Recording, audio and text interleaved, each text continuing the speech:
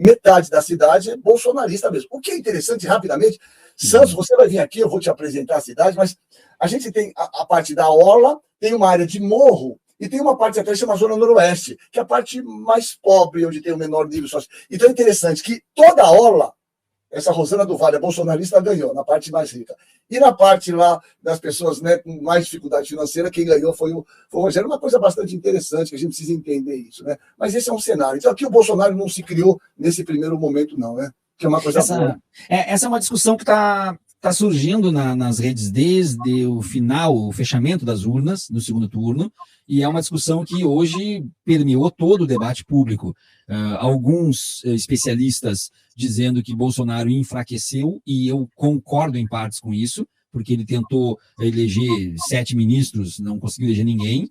Ele não consegue eleger nem o Ramagem no Rio de Janeiro, nem fazer algum tipo de votação expressiva, ele perde em vários lugares e o Centrão ganha. Mas existem também debatedores que estão dizendo que o bolsonarismo não enfraqueceu, o Bolsonaro não enfraqueceu porque Centrão e Bolsonaro é a mesma coisa. Eu não acho que seja a mesma coisa, não necessariamente a mesma coisa. Aí em Santos, então, a gente pode dizer que aí o bolsonarismo teve uma derrota, é isso?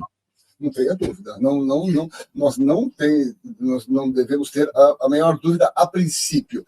Ainda que eu acho que, de alguma maneira, esses caras estão um pouco misturados, sabe?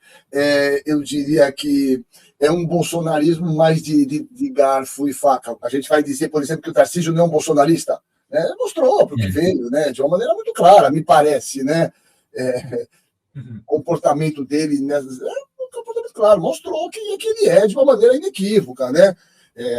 Fazendo uma barbaridade que ele fez, que de alguma maneira eu acho que isso interferiu muito pouco nesse resultado, né? A gente já vinha falando aqui, pode pegar lá atrás, né? Não vai ganhar. Em São Paulo não tem dúvida, porque o cenário já se apresentava dessa forma por diversas razões. Eu acho que o PT avançou. Veja, o PT, meus caros, ele foi destruído.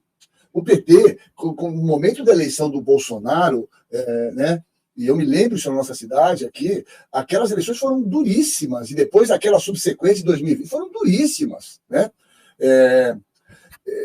No sentido de você ser xingado, tudo mais, quer dizer, o processo de destruição que fizeram no PT, na televisão, todo dia o Jornal Nacional, com aqueles canos saindo dinheiro, né? Aquilo foi um processo de destruição absurdo, né?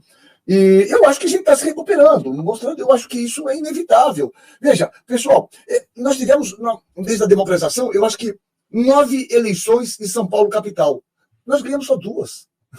Nós ganhamos com a Marta e depois ganhamos uma segunda, teve lá atrás, né, com a Erundina. E mais o Haddad perdeu, o Haddad ganhou, mas depois ele perdeu. No primeiro turno para o Dória. E eu não vi as pessoas fazerem uma coisa, uma tragédia que foi. Ele perdeu no primeiro turno para o Dória, cara. Dória é esse lixo que desapareceu aí, né? Que acabou, que era o cara. Então, assim, eu acho que o Boulos é um cara muito jovem, é um cara muito dinâmico, tem um futuro esplêndido pela frente. A gente tem que ter muita calma.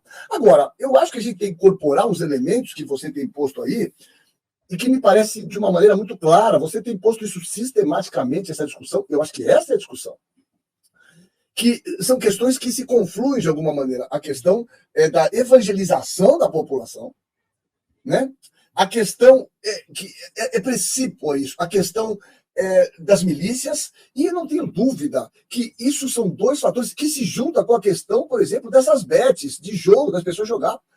O povo, meus caros, está sem esperança. A gente tem que entender, e isso é duro, eu falo, eu sou um cara que sou um médico, eu sou filiado no PT desde 94, na época do Davi Capistrano aqui em Santos. Nós ficamos 3 governos, 2 do Lula, 1 da Dilma. E nós não conseguimos fazer as mudanças que conseguisse ter um impacto na população. Essa é a verdade, a gente tem que ter clareza disso. Não adianta a gente ficar aqui com um papinho, fez a bolsa, foi sensacional.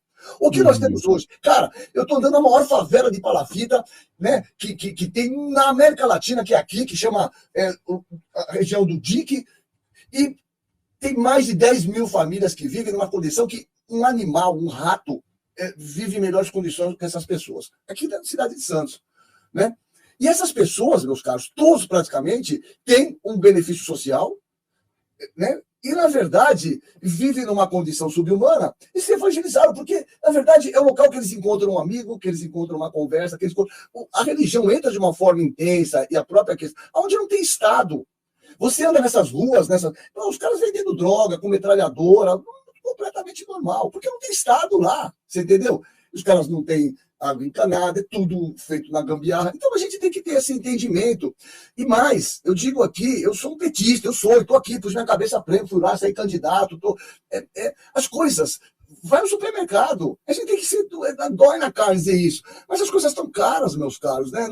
Então, o povo, ele tem que entender, o povo continua vindo de lá, se você pegar São Paulo, vai de Marcilac até chegar no centro para trabalhar, você vai pegar o trem, você tem que acordar 2 horas antes.